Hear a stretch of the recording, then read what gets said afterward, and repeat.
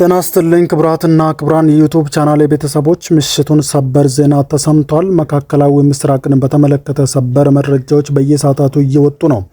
መረጃዎቹ ዩቲዩብ ላይ ሲጫኑ ቀድሞ ለእናንተ ማስታወቂያ መልእክት ወይም ኖቲፊኬሽን እንዲደርሷችሁ የዩቲዩብ ቻናልን ሰብስክራይብ በማድረግ የደውል ምልክቷን መጫን አትዘንጉ። ወደ ሰበር መረጃ ስናቀና ከቀናት በፊት የዓለምን ሕዝብ በፍርሃት ሲያሪድ የነበረው ጦርነት ወደ ማገባደጃ እንደደረሰ ከወደ አሜሪካ የተሰማው ዜና አሰምቷል።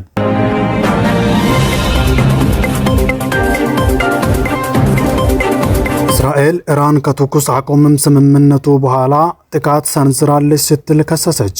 ፕሬዝዳንት ዶናልድ ትራምፕ በእስራኤልና ኢራን መካከል የተኩስ አቁም ስምምነት መደረሱን ካወጁና ኢራን ጥቃቶቿን እንደምታቆም ከተነገረ በኋላ በፈጸመችው የሮኬት ጥቃት 3 እስራኤላውያን መገደላቸውን የእስራኤል የድንገተኛ ጊዜ አገልግሎት ማገን ዴቪድ አዶም ወይም ኤምዲኤ ማስታወቁን ዴይሊ ሜል ዘገበ። የእስራኤል የድንገተኛ ጊዜ አገልግሎት ባልደረቦች በደቡብ እስራኤል በሚገኝ አንድ ሚሳኤል ባረፈበት ቦታ 3 ሰዎች መሞታቸውን አረጋግጠዋል ሲል ዘገባው አስነብቧል።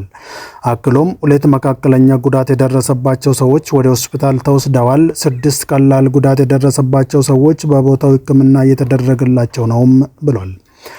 የእስራኤል ጦር የትራምፕ የተኩስ አቁም የጊዜ ገደብ እየተቃረበ ሲመጣ 4 የኢራን ጥቃቶች እንደነበሩ አስታውቋል።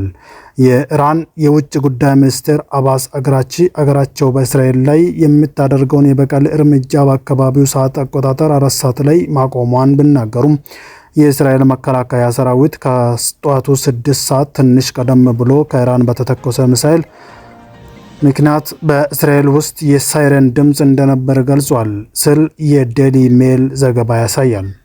ትራምፕ የኢራንን የኒውክሌር ላቦራቶሪዎች ከደበደቡ ከ2 ቀናት በኋላ እና ኢራን በሚሳኤል ጥቃት ምላሽ ከሰጠች እንዲሁም ጦርነቱ ከተጀመረ ከ2 ሳምንታት በኋላ የተኩስ አቁም ማድረጋቸውን አስታውቃል።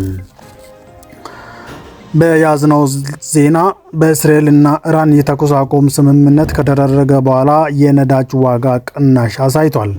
የነዳጅ ዋጋ በእስራኤልና ኢራን መካከል በተፈጠረው ጦርነት ምክንያት $81 ለአንድ ባርሜል ደርሶ የነበረ ቢሆንም አሁን ግን ወደ $61 ዝቅ ብሏል። ለዛቱ ያዘጋጀውላችሁ ዜናዎች እነዚህ ነበሩ። ከዜናዎቹ ጋር ምስጋና ነበርኩኝ። ቸር ሰንብቱ።